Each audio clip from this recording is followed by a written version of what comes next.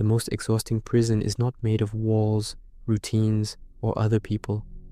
It is built the moment you mistake the voice in your head for the truth of who you are. That is where so much weariness begins, because the mind never stops drafting verdicts, fears, memories, comparisons, and private accusations.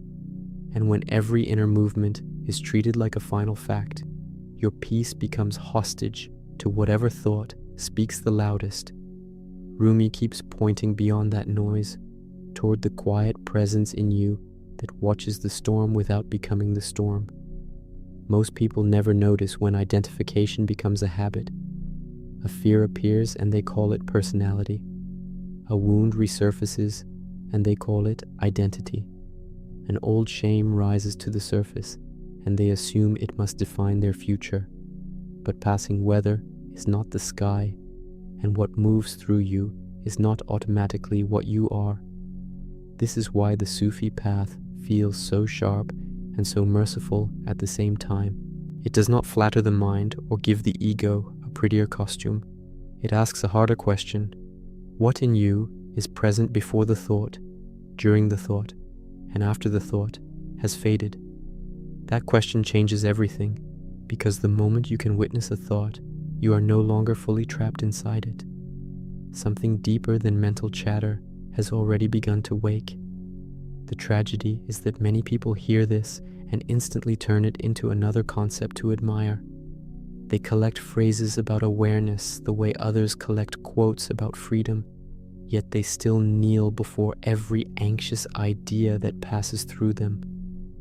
But awareness is not a slogan. It is not something the mind can own by memorizing a beautiful sentence.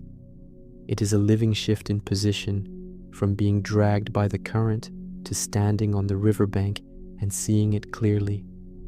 I know how convincing the mind can sound when it fills the whole room. It can make 5 minutes of fear feel like a prophecy, and one old memory feel like a permanent sentence. It can speak in such a familiar tone that you do not realize you have handed it authority over your worth, your direction, even your right to rest. Yet the turning point rarely arrives through force. It often begins in a small moment when you realize, almost with surprise, that something in you is noticing all of this. That tiny recognition is more powerful than most people understand, because once you see the mind, instead of merging with it, the spell weakens. The thoughts may still come, but they are no longer seated on the throne. Their voice may still be loud, but it is not automatically law. And that is how inner freedom often starts, not with silence, but with disobedience toward illusion. The mind wants to be the ruler of everything. It wants to name every mystery, predict every danger, control every outcome, and explain every ache before it has even been felt. It does not trust the unknown, and it certainly does not trust stillness. So it keeps you mentally busy, because busyness is easier for it than truth. If you stay lost in that movement long enough, you start serving a narrator that changes its story every hour and still calls itself you.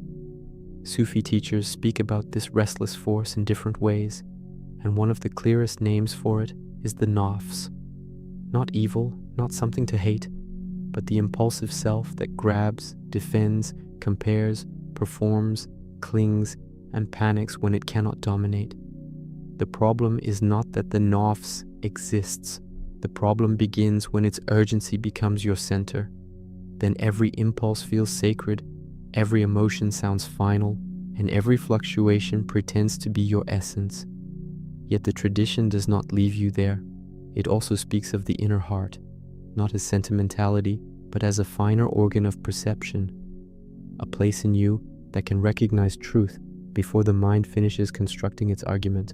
That is why, in the middle of confusion, there are moments when you feel the story in your head is off, even before you know how to explain why. That quiet discernment is not weakness. It is one of the first signs that your deeper intelligence is still alive. You may have already tasted this without respecting its importance. A catastrophic thought arrived. Your chest tightened, your energy dropped, and for a few moments the mind seemed completely believable. Then suddenly, a gap opened, and you saw it for what it was, a thought, not a decree.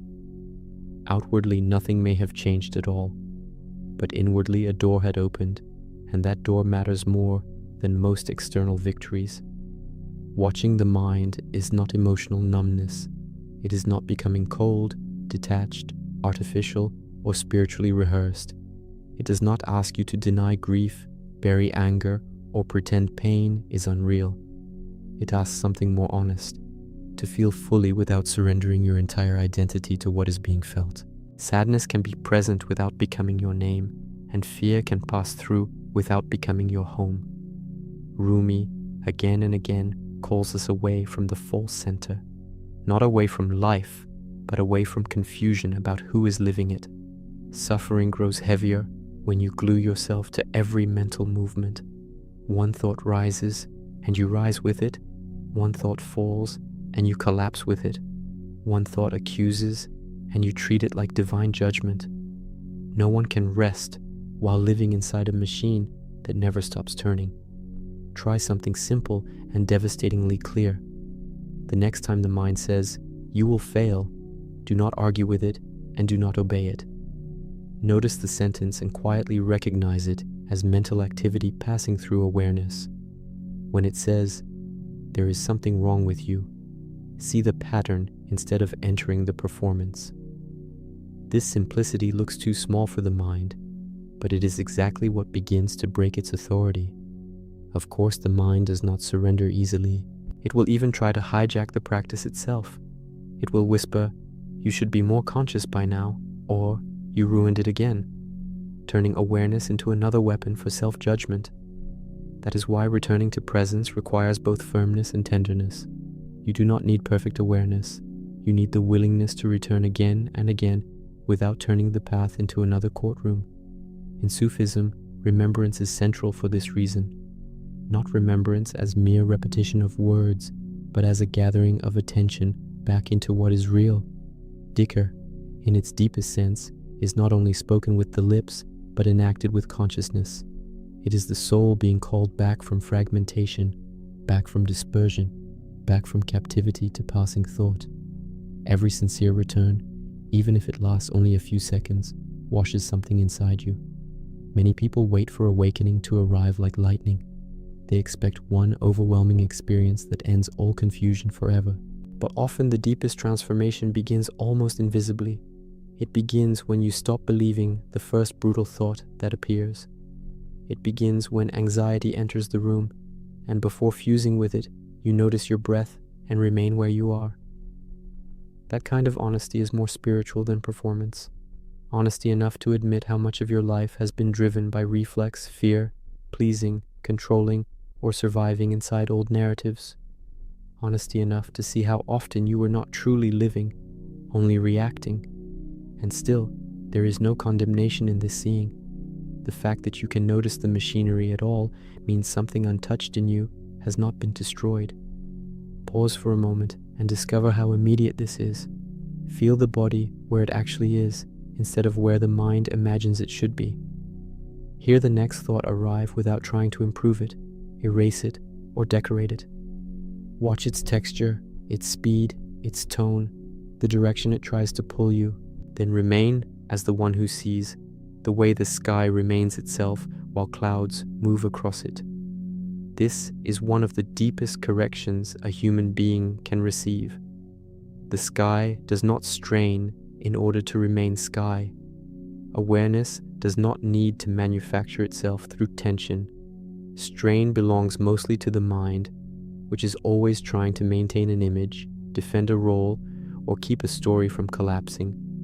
When that strain is seen clearly, a cleaner kind of strength appears, the strength of presence without self-abandonment.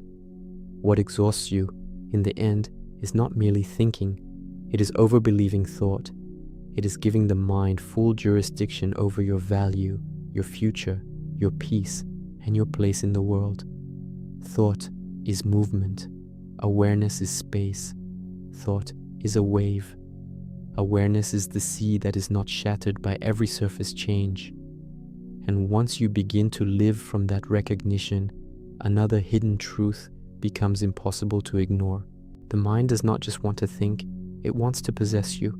It wants to borrow your face, speak in your name, turn habit into destiny, and call this impersonation normal.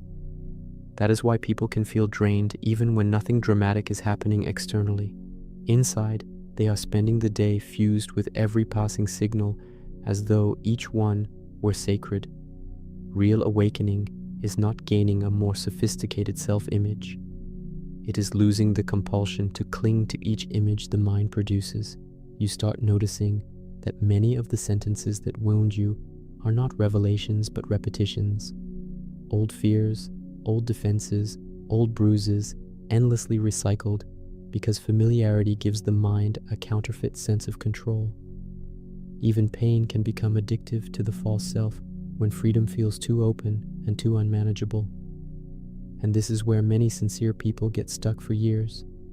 They assume peace will begin only when the mind finally goes silent. But peace does not begin when the mind disappears. Peace begins when the mind stops ruling. Noise may still arise, yet you do not have to build your identity out of every sound. There is no need to destroy the mind. Placed in its rightful position, it is useful, beautiful even. It can organize, remember, imagine, solve, build, and communicate. The suffering begins only when the tool becomes the king. Then it judges everything alone, predicts everything alone, and slowly pulls you away from the living center of your being. Sufi wisdom often compares this work to polishing a mirror. The mirror is already there. The light is already there. The capacity to reflect what is true has never been absent. What obscures it is the dust of fear, pride, vanity, attachment, hurry, repetitive stories, and automatic reaction. You do not create awareness from scratch. You uncover it. You do not invent presence. You stop wandering so compulsively from it. You do not manufacture a truer self. You begin to recognize what remains when mental noise is no longer worshipped. Maybe you have touched this truth in very ordinary moments. A brief stillness in the middle of the day. A second spent looking at the sky without asking anything from it. A quiet breath after emotional exhaustion, when for one instant all commentary drops away. Those moments are not trivial. They are openings through which reality slips back in. I say this with humility because I also know the temptation to think understanding is enough. There were seasons when I thought I could reason my way into freedom if only I named every pattern precisely enough. But the more I tried to grip the current with my bare hands, the more violently I was dragged. What changed me was not mastering every thought. It was refusing to bow to each one as though it carried ultimate authority. That shift reaches the root of so much human suffering. A great deal of pain comes not only from what happened, but from the relentless interpretation of what happened. Two people may walk through the same event and be shaped in radically different ways depending on how fused they become with the inner story around it. Presence does not erase pain, but it can prevent pain from hardening into identity. To feel sorrow is human. To become nothing but sorrow is another matter entirely. The mind prefers extremes because extremes keep drama alive. It says control everything or give up completely. It says one giant external change will save you or nothing will ever heal. Awareness does not move like that. It sees cleanly, without exaggeration. And because it sees clearly, it begins to heal what fantasy cannot touch. Think of what happens when someone hurts you. The mind instantly drafts a courtroom. It writes speeches, revenge, defenses, counter-arguments, imagined dialogues, alternate scenes, private reruns of the injury that can go on for hours or years. Now, imagine noticing that theater while it is unfolding instead of after it has consumed you. That is where a profound freedom enters. You can feel the wound without surrendering your whole soul to the narrative built around it. The same is true of the future. Perhaps one of the cruelest forms of mental slavery is suffering over losses that have not happened. The mind projects tomorrow. The the body reacts today, and your life is drained by fiction treated as fact. It invents images and extracts real exhaustion from them. When this pattern repeats long enough, people begin to call that constant strain normal and forget that another way of being exists.